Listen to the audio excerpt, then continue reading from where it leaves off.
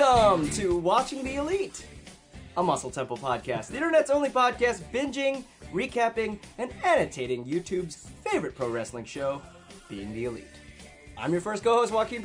I am your second co-host, Frank Gibson. And I am your third co-host, Charlie Antosca. You may know us from our other show, This Is Awesome? And if you don't, you really should. You should. Yeah. You should. I've been told it's college level. I've been told that too. Yeah.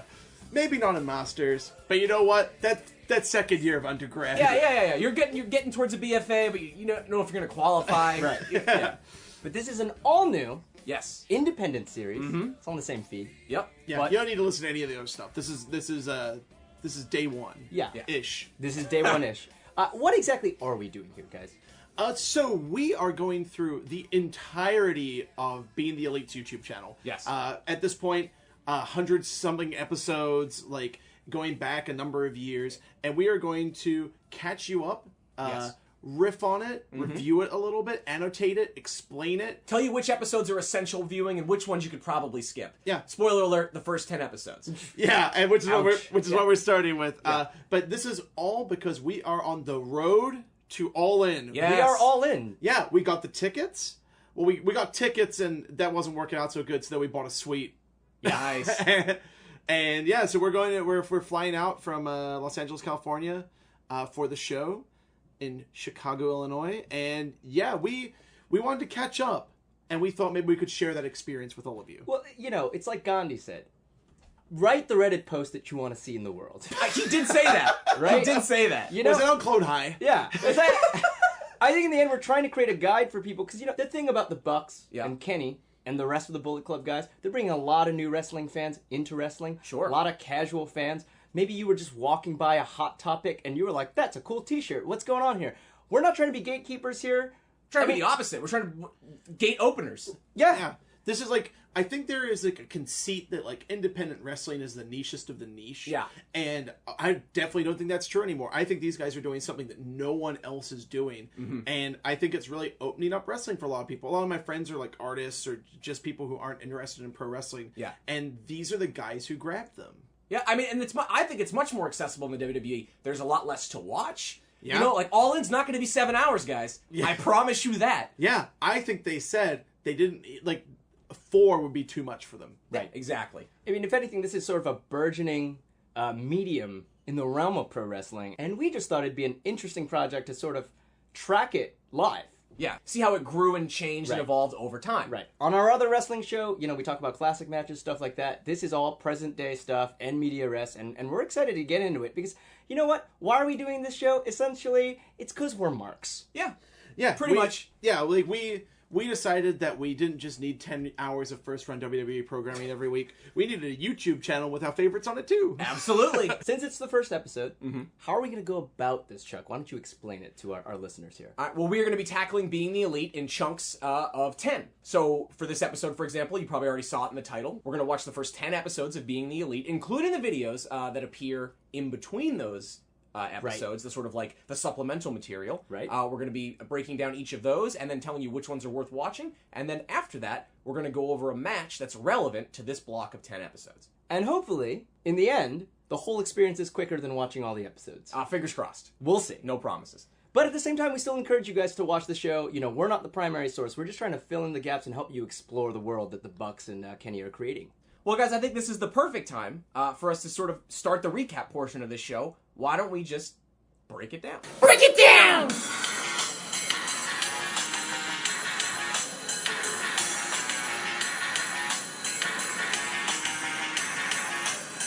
We're going to start off with episodes 1 to 10, which cover the time period starting with May 5th, 2016, and ending at July 18th, 2016. So episode 1 is basically a mumblecore travelogue, breaking down the Young Bucks' early May 2016 schedule. Do you think the Young Bucks have ever seen a mumblecore film? I think Duplass Brothers directed this series. Yeah. Now that's some inside baseball. Hey, there you go. Funny, haha. So this is a good time as any to introduce our protagonists, right? So, Chuck, just who are the Elite? All right, I will try to keep this as brief as I possibly can. Here we go. Get me on the clock. The Elite are a sub-faction within the larger Bullet Club stable, which was officially formed January of 2016 when Kenny Omega assumed leadership of the Bullet Club. After all the members of the Biz Cliz took parting shots at their former leader AJ Styles and headed back to the locker room, the Young Bucks and Kenny Omega returned to the ring to put one final exclamation point on Styles' exit from the group. This was the first formal action of the trio known as the Elite. The Elite members are Kenny Omega and the Young Bucks. Who are they, you're asking? The Young Bucks are a tag team consisting of actual brothers Matt and Nick Jackson, who are two good Christian boys from Rancho Cucamonga. They cut their teeth on the SoCal indie wrestling scene, making their first big splash in Pro Wrestling Guerrilla in 2007. They collected championships and annoyed the shit out of the wrestling establishment in promotions like Dragon Gate, Ring of Honor, TNA, and Chikara before making their New Japan debut in October of 2013. They debuted as members of the Bullet Club, the hated Gaijin wrestling stable, and quickly established themselves as heavy hitters on the junior heavyweight tag team circuit by winning that year's Super Junior Tag Team Tournament and then the IWGP Junior Heavyweight Tag Team Championship. At the time of the start of Being the Elite, Episode 1, they are multi-time champions in New Japan and Ring of Honor. Kenny Omega is a Canadian professional wrestler who owned his character and style, a sort of otaku gamer guy, in the usual North American independent promotions. Though he saw some early success, it wasn't until he began working in Japan in 2006 that his career truly took off. Kenny's early work in Japan with the DDT promotion and later New Japan Pro Wrestling revolved around his relationship with on-again, off-again tag team partner Kota Ibushi. Something we will go over at great length later on in the show, but let's put a pin in that one for him. Dun, dun. Yeah. Kenny did very well for himself across the Pacific, but it was his signing full-time with New Japan in October of 2014 that marked the beginning of a meteoric rise for the native Winnipegian. Winnipegan? Pagan. He's a pagan. Ooh. Yeah. He completely... There you go. He completely revamped his character and image, joining the Bullet Club and dubbing himself the Cleaner. One of the biggest changes was that despite his being able to speak fluent Japanese, Kenny began to exclusively speak English in his interviews. He successfully competed in the junior heavyweight division until early 2016 when he moved into the heavyweight division, forced AJ Styles out of the Bullet Club, and assumed his position as leader of the stable. At the start of Being the Elite, Kenny Omega is the IWGP Intercontinental Champion, and the Elite are the never openweight six-man tag team champions. The Young Bucks reside in Southern California, while Kenny lives full-time in Japan. Wow. There you go. Good job, Yeah. Jeff. We're all caught up. You can breathe now. Thank you. Yeah. Appreciate that. So, one of the things I think is worth noting at this point is Kenny started off as a comedy guy. He saw Kota Ibushi's matches in Japan and wanted to emulate the DDT style, so he shot some videos with like other local wrestlers to try and get to Japan because that was like a huge priority for him. When he joins New Japan, it's a transition away from that comedy character. He's still a very larger-than-life, very over-the-top character. He's got a broom, for Christ's sake. As the Cleaner. But this was meant to be a transitioning him to a serious wrestler. Yes. In addition to this, right as this show is starting, Cody Rhodes, the former Stardust, has resigned from WWE. Right. Interesting. He resigns right at the point this show actually starts. I don't know why you're bringing this up. Yeah, that seems completely irrelevant to this story. Especially for the first 10 episodes and even longer. Yeah. Well, this is also a great time to establish, maybe for our listeners, this is probably a good time to establish your memory trick for remembering which buck is which. Frank, how do you remember which young buck is which? Who has that matte black hair? Ah. Matt Jackson. I love it. I love it. Who has blonde hair? Nick Jackson. Nick Jackson. What a mnemonic device that is. That's really good. That's good stuff. So anyways, those dudes that we've been talking about spend the whole episode vlogging in a car with blink and you miss them glimpses of airplanes and airports. Don't worry though, you're going to see plenty of this on the show. I mean, this is just like airport porn, this whole first 10 episodes. Yeah, I mean, like, you get to see the gamut of Delta Economy to Delta Business to Delta Business Elite to Delta First Class. You get to see a lot of Delta planes. I think this is branded content. Yeah. If it isn't, you should call somebody, guys. Yeah. So, Chuck, for people coming in fresh, what is New Japan Pro Wrestling? Well, I'm glad you asked, Frank, because I wrote it down. Founded in 1972 by Japanese wrestling icon Antonio Inoki, New Japan Pro Wrestling is the premier wrestling promotion in Japan today. Unlike the WWE, all of its championships are designated under the promotion's governing body, the International Wrestling Grand Prix, or IWGP for short. So, for example, their main title is the IWGP World Heavyweight Championship, not the New Japan World Heavyweight Championship. New Japan highlights the sport version of sports entertainment with a focus on realism, long-term storytelling, and a love of round-robin block-style tournaments. The brand of wrestling is heavily influenced by the 90s All Japan Pro Wrestling Kings Road and strong-style schools of wrestling. New Japan's calendar is highlighted each year by events like the G1 Climax, Best of the Super Juniors, and World Tag League. Their biggest show of the year is the January 4th Tokyo Dome show, which, since 2007, has been promoted as Wrestle Kingdom. And a lot of the episodes for Being the Elite are leading up to the Dominion show, which is kind of like New Japan's SummerSlam. Yeah, actually, that's a very good comparison. And while we're here, what's ROH? It's a good question, Joaquin. I wrote that down, too.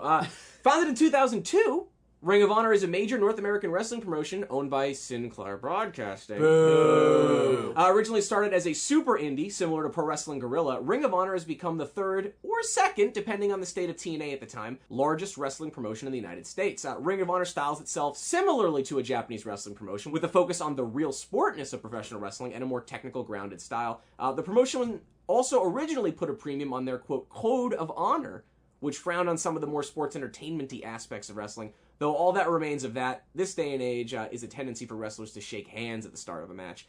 Ring of Honor currently has working relationships and talent exchange programs with companies like PWG, New Japan, CMLL, which is a Mexican promotion, and Stardom, which is a Joshi or Japanese women's wrestling promotion. Arguably, their two biggest shows are Supercard of Honor, held yearly the same weekend as WrestleMania, and Final Battle, which is their last big show of the year.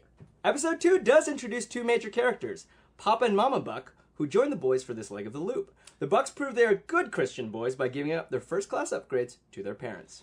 And it appears that the Jackson boy's father is spending his time cosplaying as early 2000s Macho Man. Yeah! I thought he looked a little like Scott Hall, but I think the Macho Man he had that silver shimmer shirt. Yes. That Savage wore when he had that period in the NWO where he stopped wearing sunglasses. Yep. Yeah, you're absolutely right. That's amazing. Yeah, it's Savage without sunglasses is like Scott Steiner without sunglasses. Oh, lordy. I will say it works, though. Yeah. Tiny eyes. The episode also opens up the scope of the show, featuring clips of the ROH Global Wars show, where Adam Cole joins the boys in the Bullet Club. Since we don't have time to talk about the legal implications of filming a Sinclair Broadcasting Network show on your phone for your YouTube show, Frank, can you explain just who the hell Adam Cole is? Okay, so Adam Cole is the current NXT North American champion, a belt that was introduced and he won. He's the only person who has the belt. Won it in the six-way ladder match at TakeOver New Orleans. But prior to this, Adam Cole trained in the CZW promotion, the death match-based promotion. Yep. But famously has like a training school that has churned out numerous fantastic indie wrestlers and WWE stars. Okay. Like a Dean Ambrose, for example. Oh, really? I did not know that. Okay. Yeah. So from there, Cole kind of made his name in Ring of Honor and Pro Wrestling Guerrilla, where he refined his heel persona into a smarmy asshole. Oh, he's so good at it. I was flipped off in my face by Adam Cole when I was front row at a PWG show. You deserved it, though. I did, because I was telling him to fuck off at the time. There you go. However, we're not going to be seeing a whole lot of Adam Cole in the rest of the show. So he gets named as a Bullet Club member very shortly after, wins the Ring of Honor Heavyweight Championship, and then has a small stint in New Japan Pro Wrestling before he is signed by WWE. All right. Well, before we actually go much further, I realize we haven't explained it. Frank, can you explain what the Bullet Club is? So the Bullet Club was formed in May 2013 when Prince Devitt, who was a junior heavyweight star for New Japan Pro Wrestling, turned his back on his Japanese partner Taguchi, otherwise known as the Funky Weapon. Then he came together with Carl Anderson and Tamatonga to form the Bullet Club, which is kind of just like a postmodern riff on like the NWO. Right. The NWO famously was actually a Japanese stable before it was a stable in WCW, and they're kind of taking it back a bit. By the end of the year, they additionally add Doc Gallows, and they add the Young Bucks. However, it's a ways before you get Kenny Omega and the Bullet Club. Right. So yeah, they are a heel stable that's running roughshod over New Japan, and often includes whatever new hot gaijin, like white wrestler. Foreigner bad guys. Yeah. And they're sort of gaijin is a foreigner. Their whole shtick is that they're sort of disrespecting the culture of New Japan Pro Wrestling. Yeah, it's a very simple heel stable that gets layers upon layers added to it over the years. Back to the episode, we also get scenes of the Bucks super kicking their own father. The boys mocapping indie scene wrestling, the video game. Don't worry, never came out, so you didn't miss it. It's a shame. Oh. Hitting Niagara Falls and doing the first of many meet and greets. Let it not go without mention, though, that Hangman Page joins the Bullet Club. Chuck, who is Hangman Page? There's so much reading for this episode. Yeah, Our newest Bullet Club member is Hangman Page, or Adam Page as he was originally called. He's a young wrestler who has mostly competed in Ring of Honor, having debuted for them in a dark match back in January of 2011. He would wrestle his first Ring of Honor pay-per-view on March of 2013. Before joining the Bullet Club in May of 2016, Page's highest profile storyline was his involvement with the stable The Decade. You can look that up on your own. Yeah, I don't care. Yeah, nobody cares. Interesting note, Page was actually a full-time high school teacher until May of 2016 when he went on his first tour with New Japan. Pro wrestling is now his only profession. Hangman Page, at this stage in his career, will be the member of the Bullet Club who wrestles in tag matches and eats pins to protect his higher-profile stablemates.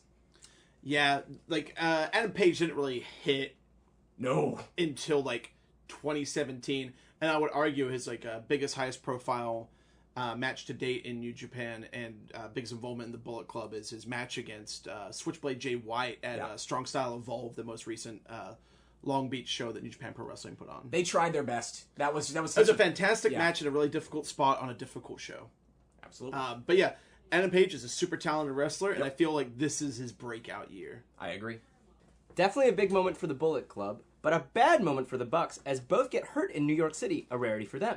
Episode 3 features some banged-up Bucks who are again, surprise, surprise, on the road looping through the Midwest.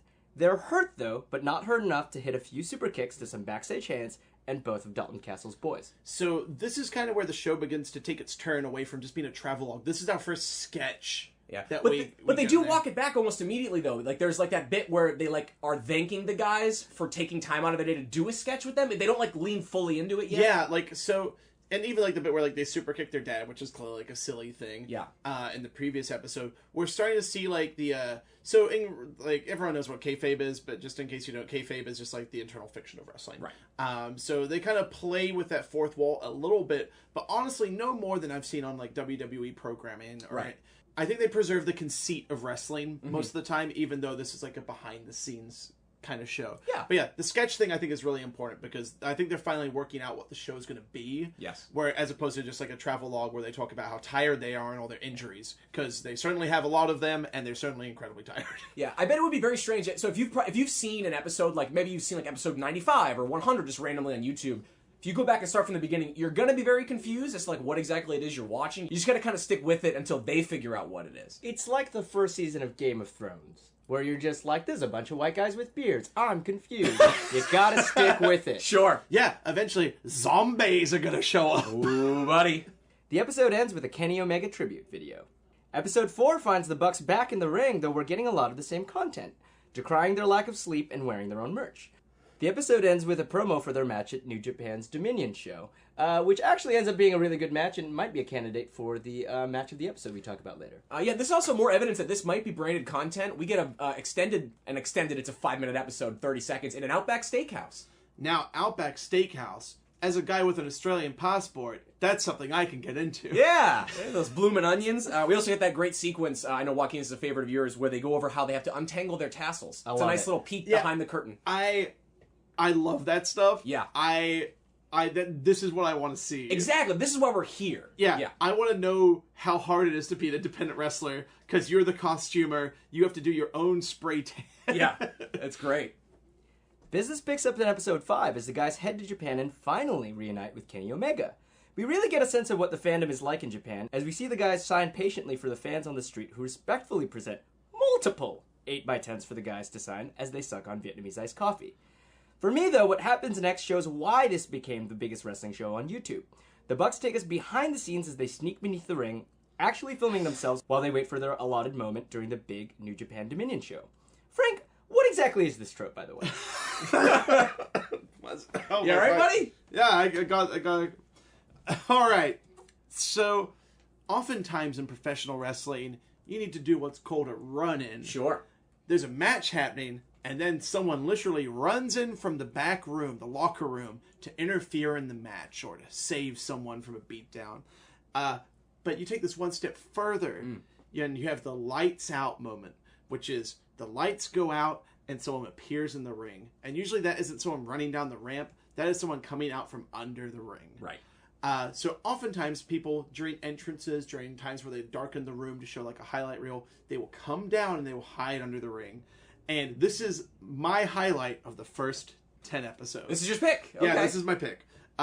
It is hysterical. Them just shooting themselves like under the ring, and then they are discovered by because of the Twitter post, right? Is it because of the Twitter post? Yeah, I think they get discovered because of the Twitter post by the referee Red Shoes. Yes. He's called that because he has red shoes. Oh, that makes sense. Yeah. Yeah. And I've never seen that happen before, ever. Like, I've never seen the ref check under the ring and find somebody. Yeah, it's fantastic. It's fantastic stuff. Episode 6 features the guys training at their motel, working out at the gym, and practicing a series of flips into the pool before an ROH show. Chuck, what would Jim Cornette say? Something Sprite, something Dairy Queen drive-through, something ruining the business. Jim Cornette's old. Yes, he's very, very old. This is the time in the episode where I'm going to give a little public service announcement. Don't run around a pool. That's very dangerous. Yeah, I got a little nervous about some of those. Well, their livelihood is they have to be healthy physically, and they're taking full sprints into a wet pool. Bad. Technically, it's called horseplay. Okay. Well, don't horse around a swimming pool. We get some iPhone highlights of the ROH shows on the stretch. You can't lead a horse to water, but you can have one next to a swimming pool, even though you shouldn't. Yeah, and don't let the horse drink that water. There's chlorine in that water. It might be salt water. Actually, no. This looks like it's at a Holiday Inn Express. Yeah. They might fly BizCliz, but they stay in at a Ramada. Points.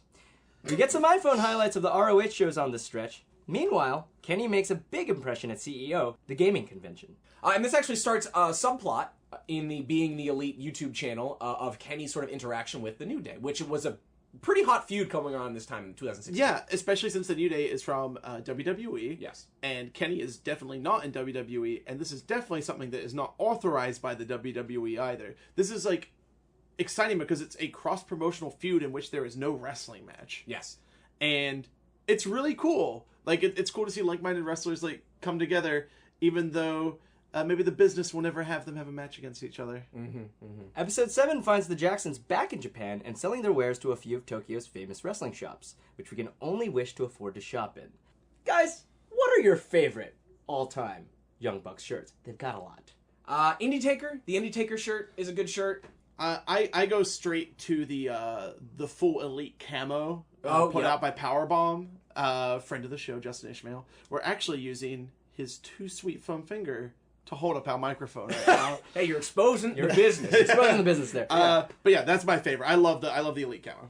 I'm personally wearing my favorite Young Bucks shirt. It is the Beavis and Butthead Good spoof. You always wear the shirt to go with the episode. Yeah, I wish we should take a picture of these every time. I love that. I believe it's Nick calls themselves carnies for going to look at their own merch. Yeah, and selling them. Yeah. To like. Oh, these guys are super carnies. I don't think they're ever not wearing.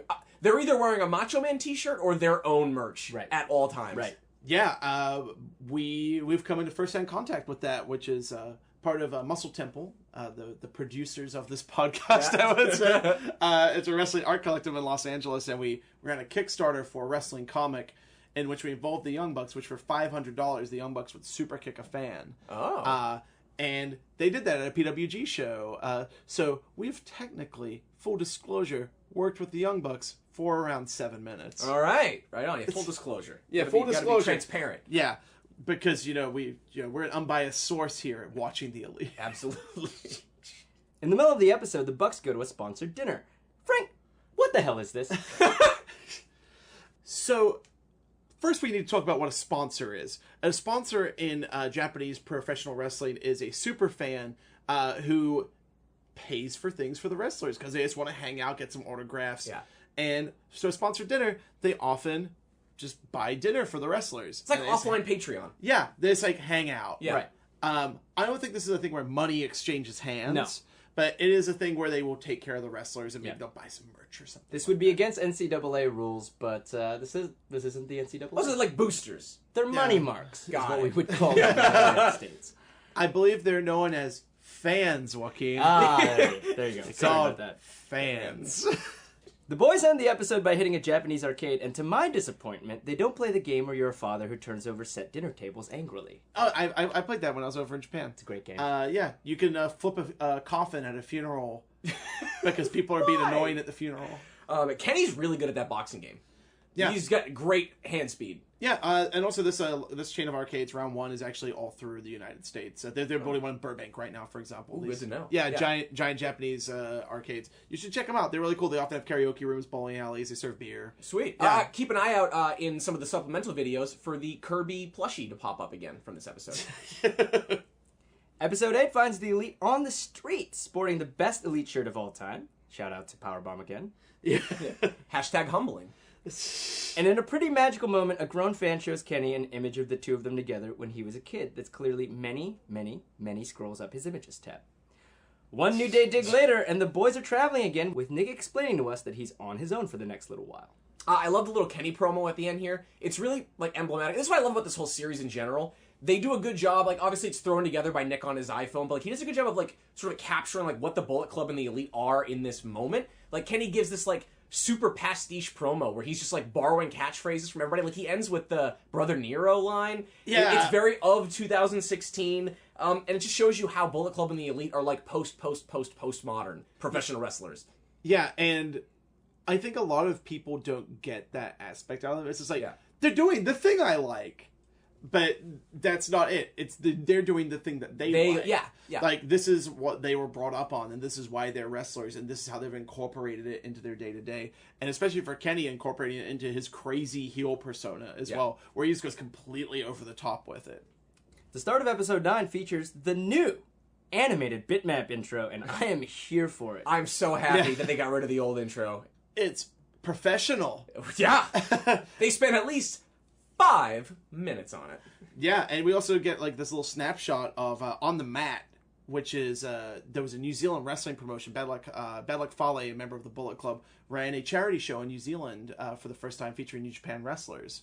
Okay, that's what Kenny was talking about. Yeah. It's really cool. I was sad I couldn't be at the show because I don't live in New Zealand anymore. Sure. But I was just like, man, this is such a huge thing for New Zealand wrestling to get all these guys there. That's pretty cool. Otherwise, there's not much to see here, as Nick is all alone, filming this one solo on his way to airport parking. I think he's in Lot C? Yeah, I think so. It's an LA joke right there. Fills, Lot C is far away from the airport. He fills most of the episode out with, like, clips of one of his matches. Right. Like, this one feels lazy. It's a bit of a regression, no? Yeah, absolutely. Yeah, but, like, the conceit of the show is that it's a travelogue, and these things just happen to happen in it. However, this features one of my favorite moments of the first 10 episodes, which is Kenny Omega singing Teenage Dream. So in the ring, while holding the New Japan, that's the G1 trophy? I think so.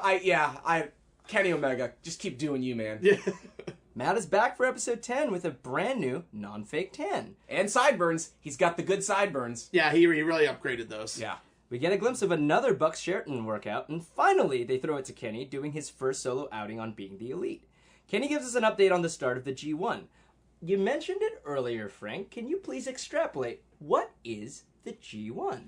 So the G1 is if the Royal Rumble was a tournament. So what you're doing is you've got these like 2 blocks of wrestlers, and it's a round robin tournament where everyone fights each other and you get points for it. And at the end of it, you get the blocks fighting each other for the quarter, semifinals, and then eventually the finals.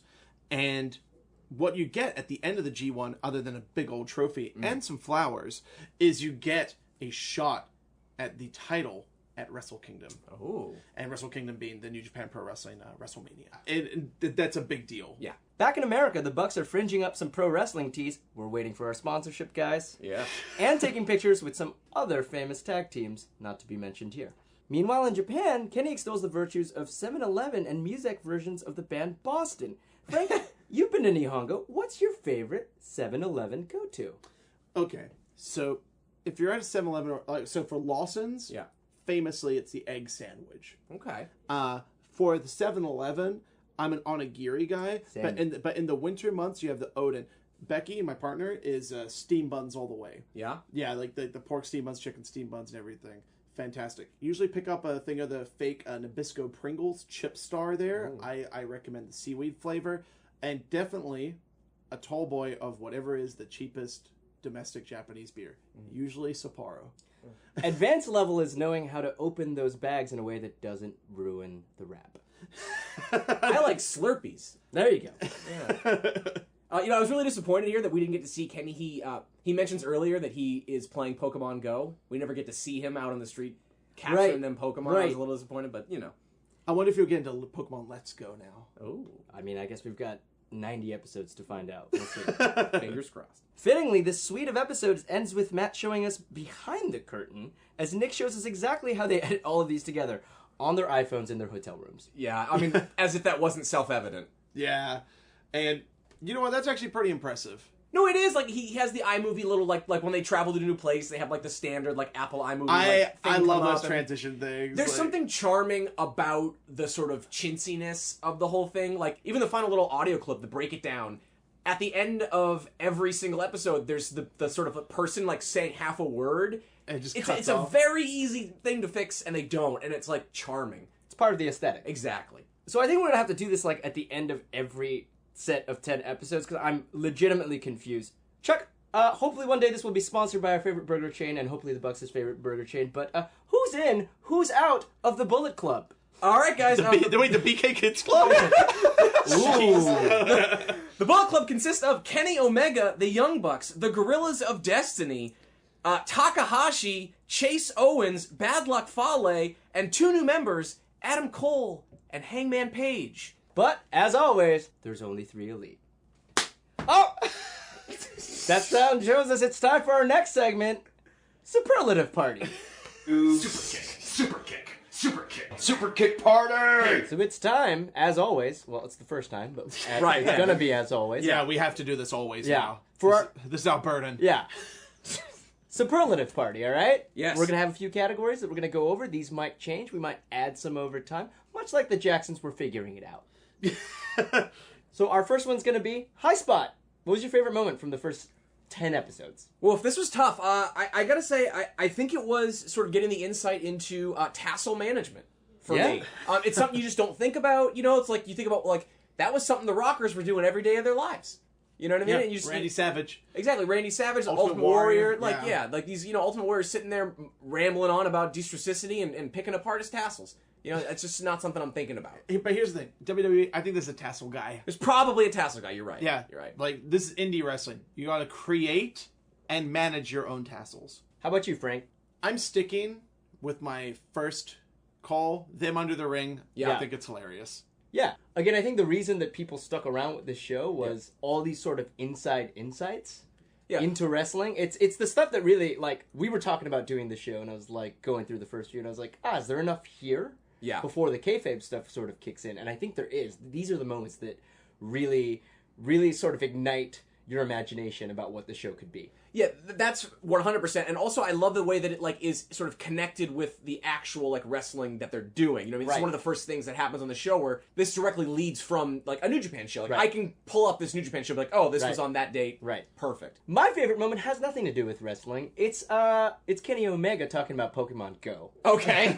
Because I went through quite a Pokemon Go phase. Yeah. During the first run. I mean, on the last night before Gen 2 popped onto the servers, I was, like, trying to get all of my original Pokemon. I was, like, running around the beach, catching Dratini to evolve into Jesus a Christ. Dragonite. So, I'm right there with you, Kenny.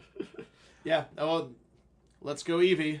I think that was my favorite thing so far about these first 10 episodes, is just how much this is a time capsule from this very specific period in between May and June of 2016. Like, I'm really excited as we go forward to be able to, like, match this up with the calendar and be like, Right. oh, this is what's going on. Right. So, like, for example, like, we're going to get into this a little bit later, there's a lot of supplemental videos that go along with these first 10 episodes that are about the sort of burgeoning New Day elite feud that's going on. Right. And that's just not something that I had even thought about Right. in months. All right, well, the next category, the elite of the elite. Basically, first 10 episodes, who is your MVP? I'll go first. Yeah. Not Kenny. Not Kenny. Not Kenny because he's not in it enough. He's got, like, an incomplete. So, honestly, it's probably Nick. Yeah. But my sort of staged answer is not Kenny. I want more Kenny Omega, and I'm sure we're going to start getting it. It's the start of the G1, and spoiler alert, he does pretty well with that. Yeah, he does pretty good. I'm gonna go with Nick. I mean, I have a feeling, he's the one filming a lot of this stuff. Right. He's the one doing the editing. This is probably his idea, question Right. mark, something to look into. Right. I would have gone with Takahashi, who is in a side video where he and Kenny fix Kenny's broken broom. But, that's only, like, 40 seconds of these 10 episodes, or at least of the sort of the larger 10 episode chunk that we're going over. So I'm gonna go with Nick. This is hard, man. You know what? I'm just going to pick Matt Jackson. You want Matt? Yeah, because he's one of the 3 people in the show, and you guys haven't named him yet. It's true. It's true. You know what? Yeah. Yeah. All right. Very socialist of you. Yeah. Hey, you know what? A little bit for everybody. There you go. Millennials, everybody gets a trophy. That's true. Jesus. All right, well, I think we don't have any more superlatives right now. Not but yet. I actually think this is a good segue into our next segment because we're going to talk about the best match from the set of episodes because sometimes you forget while watching the show about pro wrestling that, you know, these guys are professional wrestlers who wrestle. Sure. Because rarely do we see full matches. So why don't we just get into it with our next segment, the This Is Awesome Brand Synergy Wrestling Break. The Bullet Club in Japan, I'm gonna get your heart racing in these skin-tight jeans. Be your teenage dream tonight. Let you put your hands on me in my skin-tight jeans. Be your teenage dream tonight. So for this set of episodes, we picked a match from Ring of Honor. This took place at ROH Best in the World in 2016. This was on the 24th of June, which is towards the tail end of sort of this period of episodes. This featured Adam Cole and the Young Bucks versus Moose and Ray Rowe and Hanson, who are War Machine, now known as War Raiders in NXT. Sure. Because War Machine is the name of a character from a Marvel comic. Yeah, man. Don't want to get sued by Disney. No. They'll get you. They'll No. get you. Yeah, I think this is a really strong match to showcase sort of like what the Young Bucks are all about. Right? Like, it's not the best match in the world, in my opinion. But Meltzer 4 1/4. Meltzer, pretty good.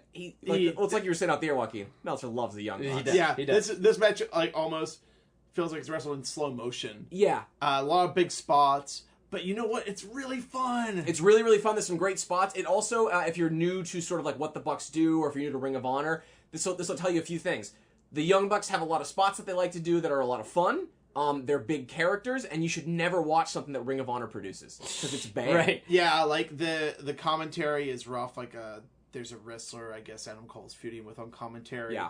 That kind of buries him, and not in a fun way. Kevin Kelly isn't at his best here. I think he's fantastic in Ring of Honor. Nigel just gets lost in there, and like Nigel again is a fantastic commentator. The colors are washed out, crowd's poorly mic'd. But a lot of great character work Yes. from the Bucks. From Adam Cole. Adam Cole, 2 sweets, Moose in the eye. It's great. Yeah, the kiss spot when they like For the finish. for the finish. It's super fun. Like a lot of big personality here. It's a really fun match. Yeah. We picked this match because we think it's very indicative of what the Young Bucks do.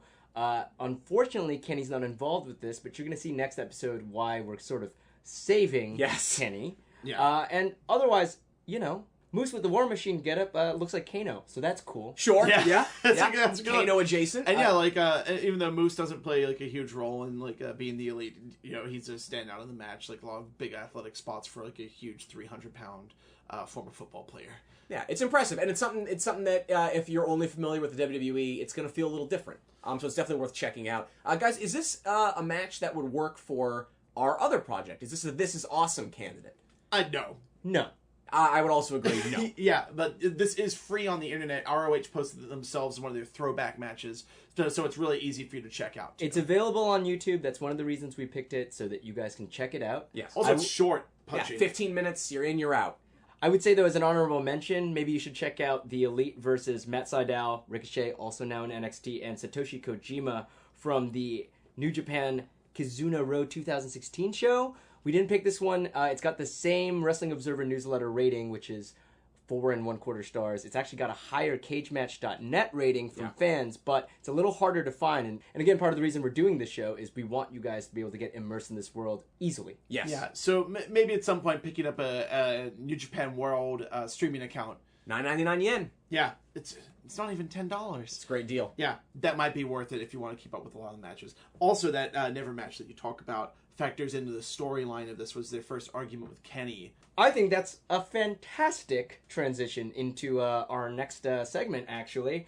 The Essential Elite. Okay. Again, one of our stated aims with this podcast is to basically, you know, write the Reddit post you want to see in the world, right? At the end of this, we want you guys, like, let's say you're headed to Chicago, or actually Dearborn, in September, and you want to... Close enough. Yeah. Hoffman Estates. It's true. Maybe you want a crash course in this, but you don't have all the time in the world. We want to show you what to skip, and that includes the wrestling matches. So let's get right into it. The Essential Elite. Guys, which episodes from this set would make our Essential Elite list? Chuck? I think just to start off, you got to say number 1 just for... Because it's the first It's the first one, and you want to see where they started, which is like a really boring travel vlog. It's only 5 minutes, nothing happens, but it's a curiosity. Yeah, Right. you get a glimpse at what it's like to be an indie restaurant on the road. You're very tired. You're on a lot of planes if you're lucky. That means you're successful if you're on a lot of planes. Yeah. Biz Cliz, baby. Yeah. Business class. And also, it's interesting to see from episode 1 how the Bucks sort of conceived what this show was going to be versus what it will become, right? Like they're thinking, oh, this is going to be an insight into our lives. Right. Little do they know, in less than like 30 or 40 episodes, they're going to be running like major angles on this show. Right. Spoiler alert. Yeah.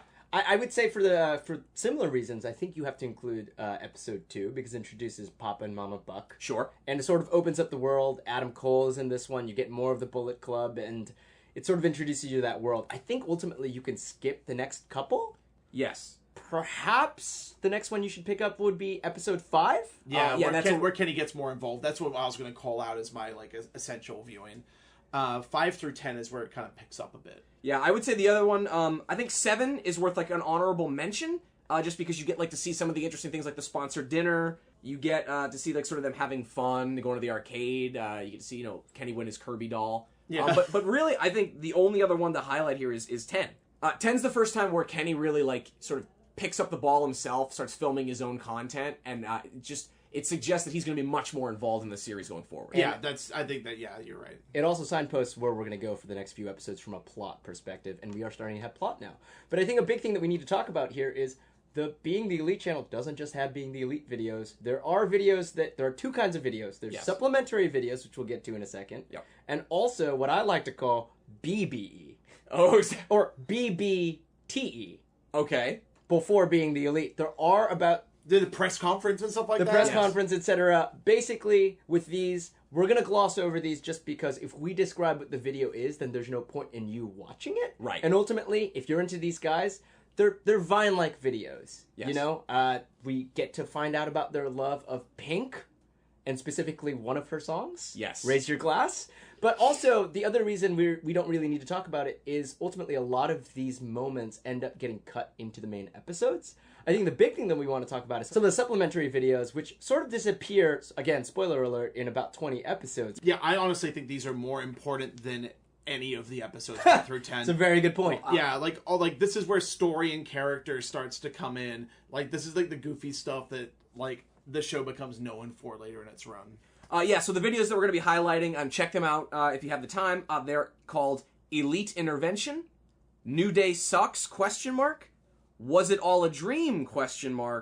And then this one's kind of like extra credit. It's The Elite Play Soccer. It's sort of the wrap-up of the 4-part series. You don't really need to watch Elite Yeah. Play Soccer. Like, that's only like a minute, so why not do it? But yeah, so those episodes generally go over the New Day feud. Yes. Yeah, you get to see like the schism with like the Bucks. You get to see the secrets. Like, this is the stuff you should be checking out. Honestly, in my opinion, more than episodes 1 through 10. I would actually agree. Yeah, these take place between episode 6 and episode 9, kind of roughly in that timeline. Yeah. The only other one I would highlight is Kenny Omega Has a Problem. This one features some horrible acting by Takahashi that is hilarious. It's so good. It's so good. Yeah. Where it's so bad. It's good. It's very Tommy Wiseau. And they introduce Kenny's new broom.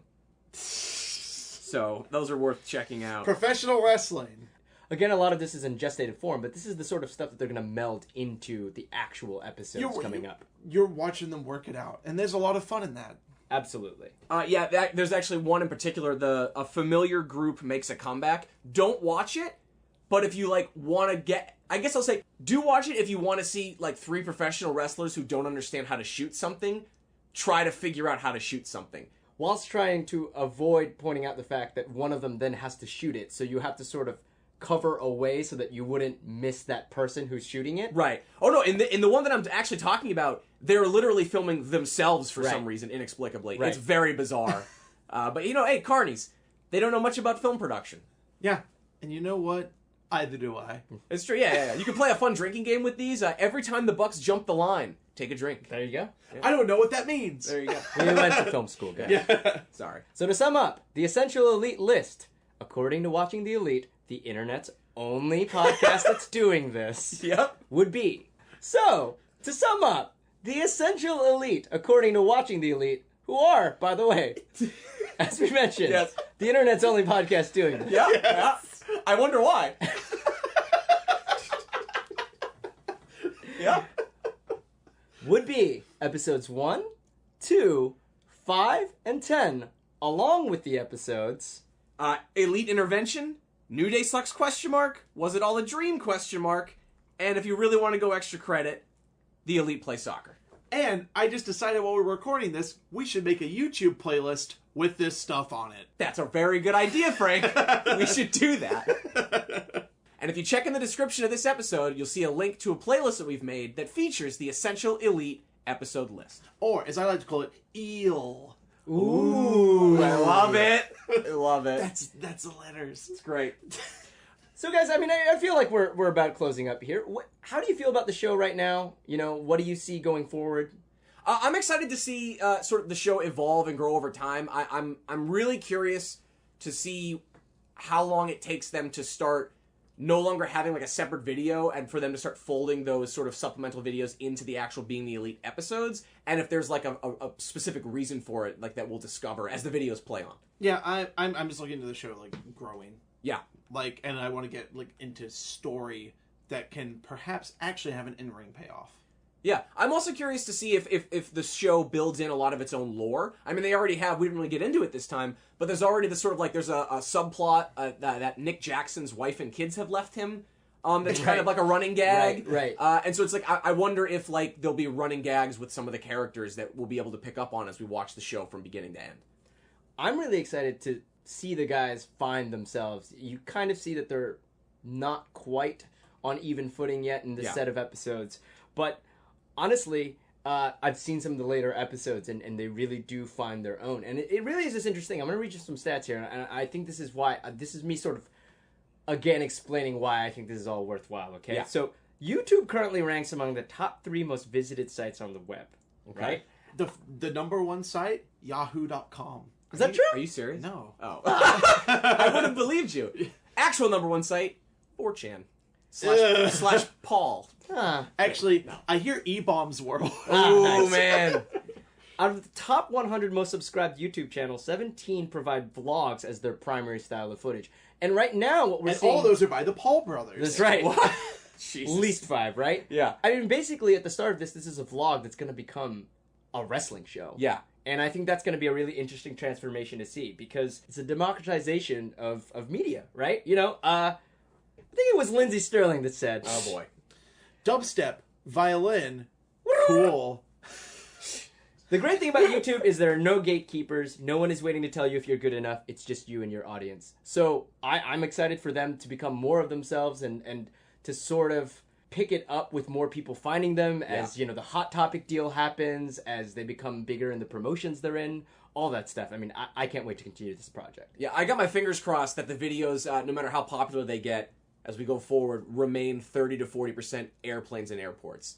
Fingers crossed. Yeah, Delta. Yes. All Delta. All Delta. the way down. They fly to Japan. Yep, they sure do. Well, I guess we're just going to have to wait and see. Yes. And hopefully you wait and see with us. Thank you for listening to this episode. Thank you for, you know, being a part of this project. Yeah. You can find all of our episodes, and we'll be coming out with a bunch of these, because basically we're going to be releasing these up until All In on our landing page, watchingtheelite.com.